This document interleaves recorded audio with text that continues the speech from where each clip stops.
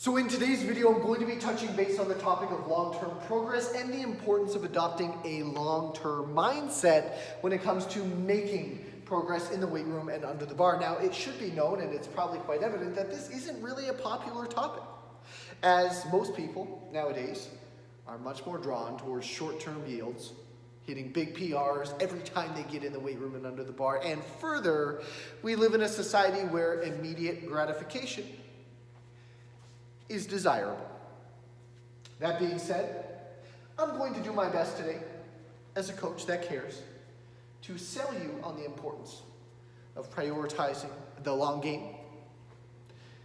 However, what you do with this information is up to you. I sincerely hope that you take this information, you recognize the value in it, and you realize that if you are somebody who wants to get really strong, not just in the short term, but in the long term, if you want to outpace your peers and you want to remain injury-free and you want to increase your relative degree of badassery week after week and month after month and year after year and decade after decade, that you would be well served to listen closely and then apply the information that I share with you. Simple. So, I'm very fortunate as a coach to daily receive hundreds of messages across social platforms from individuals who have been bitten by the iron bug, who have fallen in love with the pursuit of strength, who can't wait to get their next fix in the weight room, under the bar, making some iron, clang and bang. And I get it, it's addicting. However,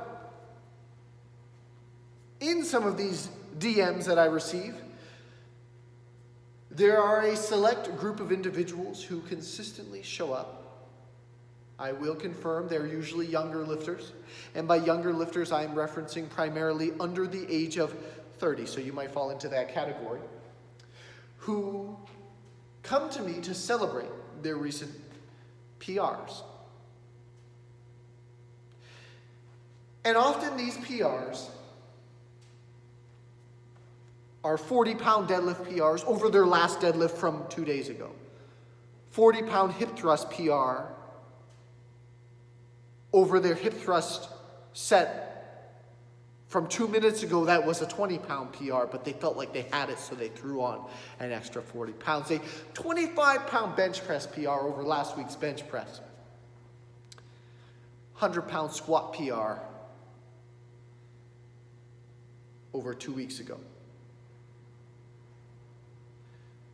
And although I always try and be encouraging to these individuals because I don't want them to lose their passion, I don't want them to not enjoy strength training and not look forward to it, I always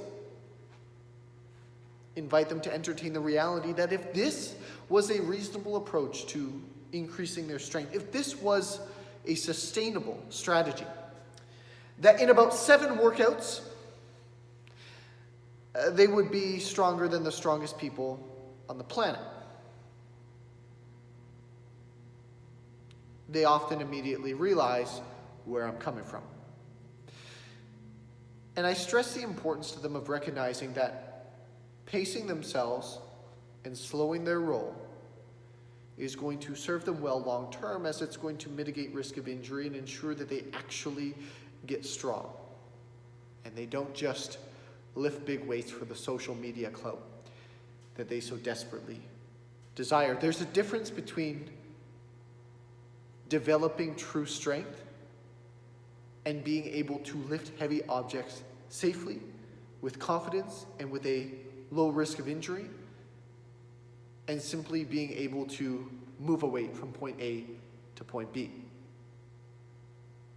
And I get through to a lot of these individuals, but not all of them, and I want to go into more depth in today's video as to 2 different training strategies that you can take, and which one is obviously going to prove more progressive long term and hopefully proves to be more desirable to you after watching this video.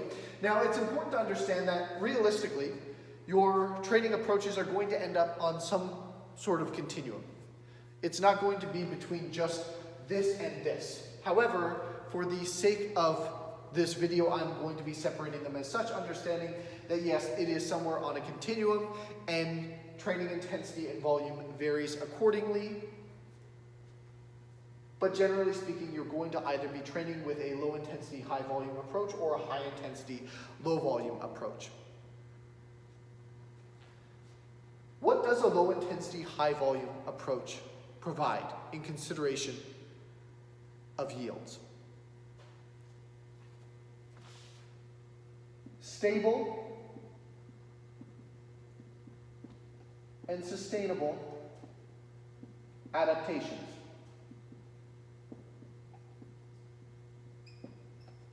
And those adaptations also happen to be consistent.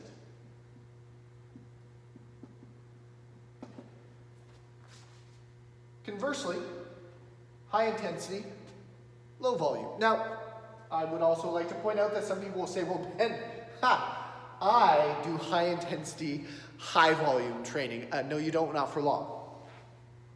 The reason why is it's worth noting that as intensity increases, balance must be created. There will be a trade-off somewhere, and it's going to be with your volume. It is incredibly difficult to train at a high intensity with a high volume for an extended period of time. You might do it for a couple of workouts, but reasonably speaking, it is not a sustainable approach in the least. So, understanding that, what is a high intensity, low volume approach going to yield? Well, you've guessed it, unstable, unsustainable adaptations.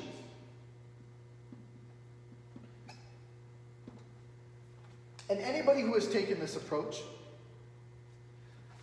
guilty as charged, can attest to this reality. In fact, you might have trained this way in the past, or you might even be training this way right now.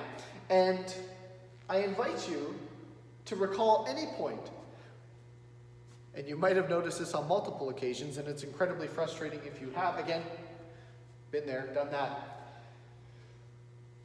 where a physical feat that you had previously accomplished became overwhelmingly difficult to repeat. How much do you bench? This is a reference lift that a lot of people can relate to. The bench press is a very common exercise that people want to excel at. So, you get in the weight room, you get under the bar, and you finally hit that 3-plate milestone. 315 pounds on the bench. You're empowered. You experience a euphoria. You're just through the roof. You just smash that PR. You're the champ now. So you go home. Get back to the gym. Maybe have your lower body day, etc., etc. A few days go by, you get back to the gym. You're on the bench press again. And right away you remember how good that 3-plate bench felt. Not just good, it felt great. You were on top of the world. You said, either I'm going to beat that, just watch, or I got to do it again. One of the two. We've all been there. It felt so good. You wanted to replicate that experience. You get under the bar, you get to 275, you can't even move it. What the heck just happened? Well, that's that unstable, unsustainable adaptation for you. And that's what often occurs as a byproduct of a high-intensity, low-volume approach. Not to mention, there's an increased degree of stress and relative risk of injury to the supporting systems.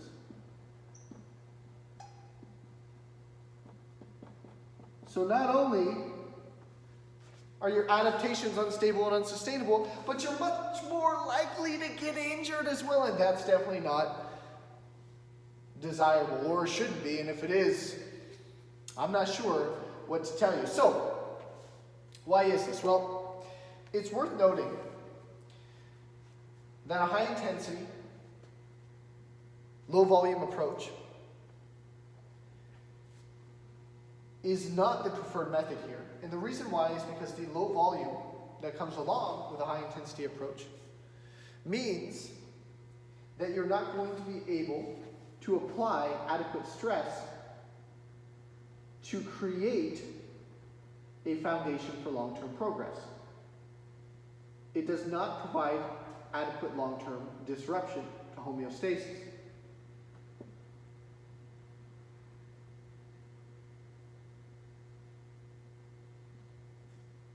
I'm not sure I can spell properly today. Inadequate. I think I spelled it right.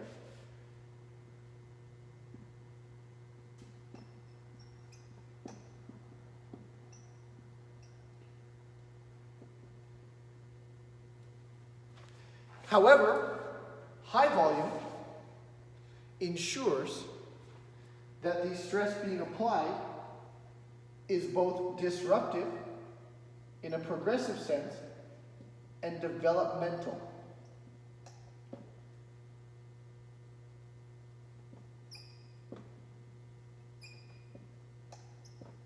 To long-term performance progress. And the low intensity that comes along with that high volume approach is desirable because it ensures that the application of stress present with that approach is not destructive to the supporting systems as the high intensity approach often is. A great mindset to adopt along with the long-term thinking is to consider some words of wisdom that were expressed by Louis Simmons, and I will paraphrase, but he brings up the importance of making a 5-pound progression per month on the big lifts, your primary reference lifts in the weight room.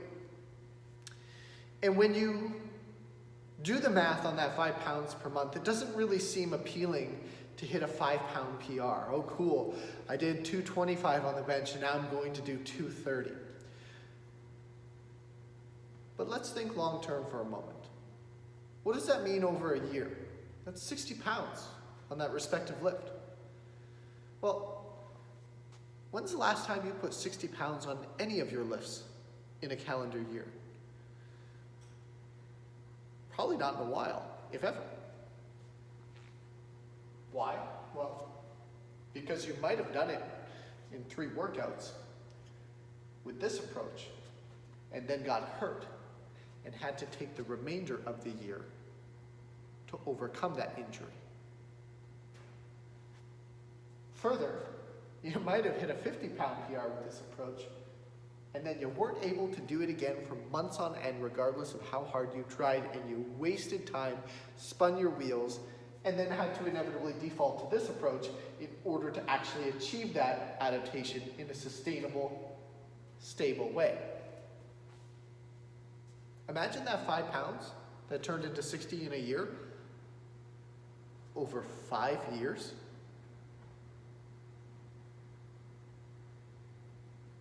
That's 300 pounds. Well, I'm assuming you lift more than 0 on any of those lifts. Add 300 to where you're at right now. How would you feel 5 years older with 300 more pounds on the bar on any of the lifts that you're currently working on? Probably pretty good, I would assume. That's going to put you in a pretty small category of lifters relative to your physical capacity. That being said, a low intensity, high volume approach long term is going to serve you well. Stable and sustainable adaptations, consistent progress, week after week, month after month. And due to the low intensity approach, it is not destructive to your systems, ensuring that there is a much lower, not completely non-existent, but significantly lower risk of injury. So I would invite you to slow down your rate of progress and start thinking long-term in the weight room and under the bar if you truly want to get strong and stay strong. Hopefully, this proved to be a valuable mini lesson. And as per usual, if you have any questions or inquiries that you'd like to make relative to training, nutrition, lifestyle in general, feel free to send them my way in the comments, in the DMs.